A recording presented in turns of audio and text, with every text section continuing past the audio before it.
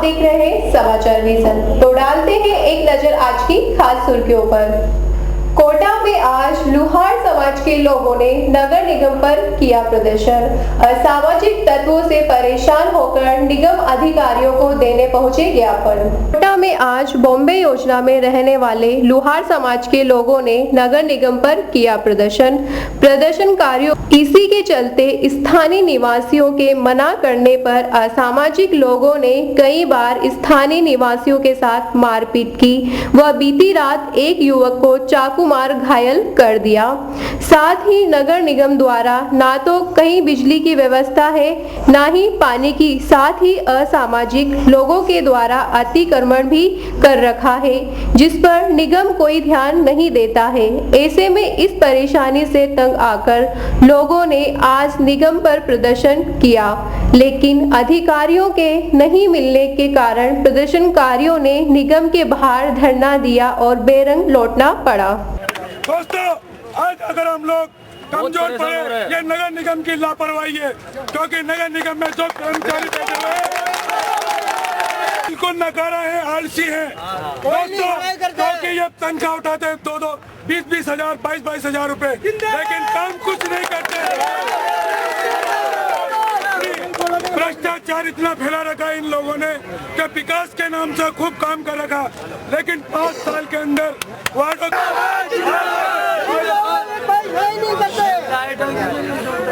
और ना तो नगर निगम ने लाइटें चालू कर रखी है, ना नल चालू कर रखा है, ना रोड पर काम कर रखे, और गुंडों की हटाने के लिए ज्ञापन दे रहे हैं।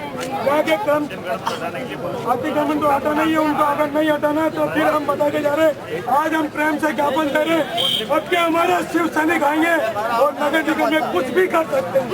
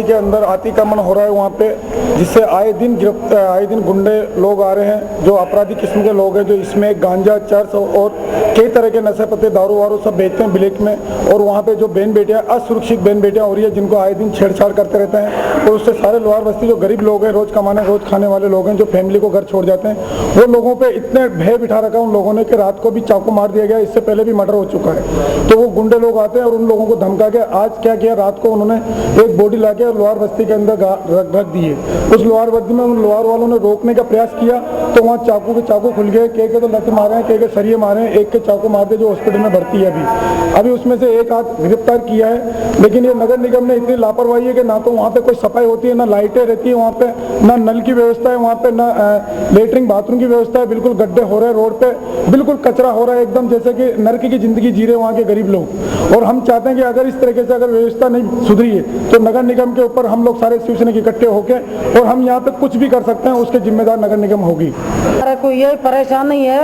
गुंडागर्दी में हम बहुत परेशानी है। हम रोज बहन बेटी रहती है, इसको पीछे आके गामा करते हैं। अभी 2 महीने हुए शादी करिया उसको, उसके रात चाकू है जो 2 ऑपरेशन किया, अभी सिलेंडर लग रहे उसके नाक में। और हमारे को चाहे बस्ती खाली कर दी, हम बस्ती से बहुत परेशानी होगी। हमारे बच्चे, हमारा आदमी सही सलामत रहेंगे तो रोड पर झोपड़ी बना लेंगे। कोटा में आज महिला पॉलिटेक्निक कॉलेज में हैंडलूम मार्ग योजना पर महिलाओं को जागरूक करने के लिए एक कार्यशाला का आयोजन किया गया। साथ ही महिलाओं को हैंडलूम मार्ग पर कार्य करने के लिए दिशा निर्देश दिए गए। कोटा में आज महिला पॉलिटेक्निक महाविद्यालय में कार्यशाला का आयोजन किया गया। कार्यक्रम के मुख्य अतिथि एलसी बाहिती ने बताया कि महिलाओं को हैंडलूम के द्वारा कई फायदे हो रहे हैं और उन्हें रोजगार के नए नए साधन प्राप्त हो रहे हैं, ताकि अधिक से अधिक लघु उद्योगों का विकास हो और महिलाओं को घर बैठे रोजगार प्राप्त हो सके।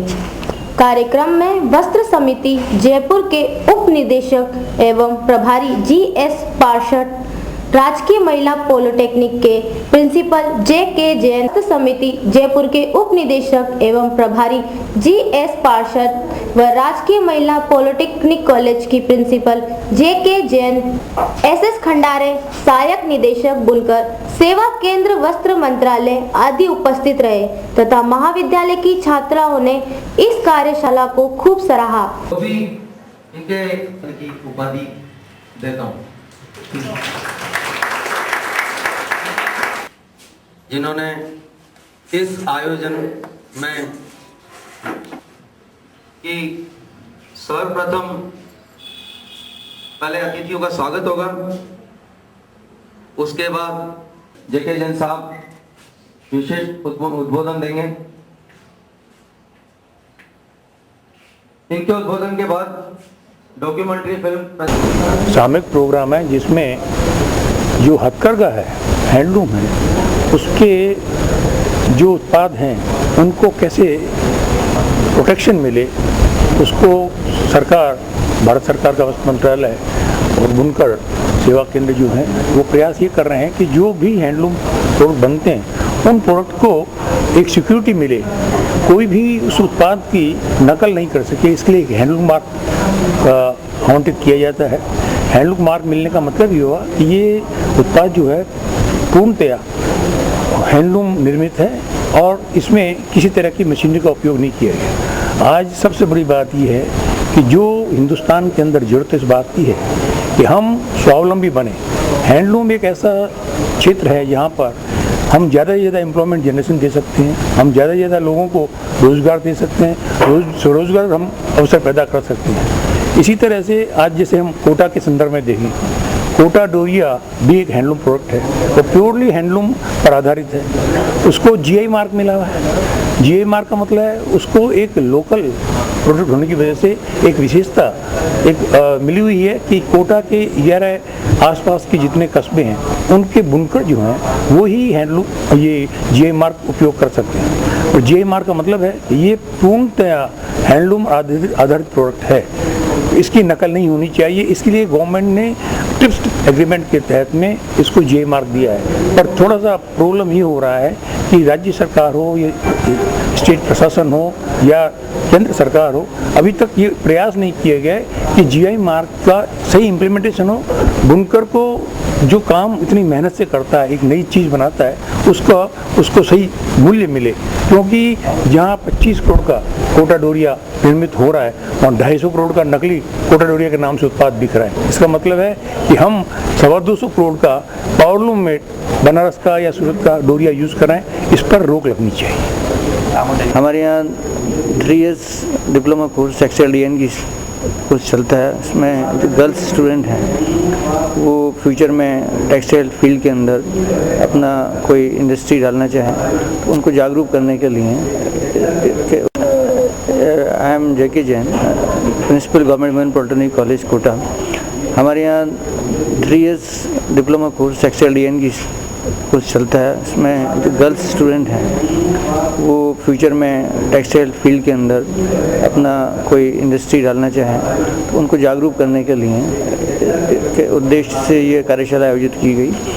इसमें ministry of textile, government of India के deputy director Shri GS Parashar पधारे हैं जयपुर से, और साथ में वीवर सेंटर जयपुर, दोनों के कोऑर्डिनेशन में ये प्रोग्राम आयोजित किया गया है। मेन उद्देश्य इसमें हैंडलूम मार्कअप है कि अगर स्टूडेंट्स फ्यूचर में कोई हैंडलूम डालना चाहती हैं तो उनके जो बेसिक राइट्स हैं, उनका जो प्रोडक्ट है वो सुरक्षित रहे, उसके लिए मार्का किस तरह प्राप्त किया जाता है गवर्नमेंट की तरफ से, उनको किस तरह से मार्का प्रोवाइड किया जाता है, क्या क्या कंडीशंस होते हैं, क्या क्या प्रोसेस है, वो बताया जा रहा है, जिससे वो फ्यूचर में उनकी प्रोडक्ट्स को रिजर्व कर सके, कोई उनकी डुप्लीकेट्स नहीं कर सके, उनके जैसा प्रोडक्ट बना के मार्केट में नहीं बेच सके, और इनका जो प्रोडक्ट है वो उसके स्पेशल मार्का से वो बिके।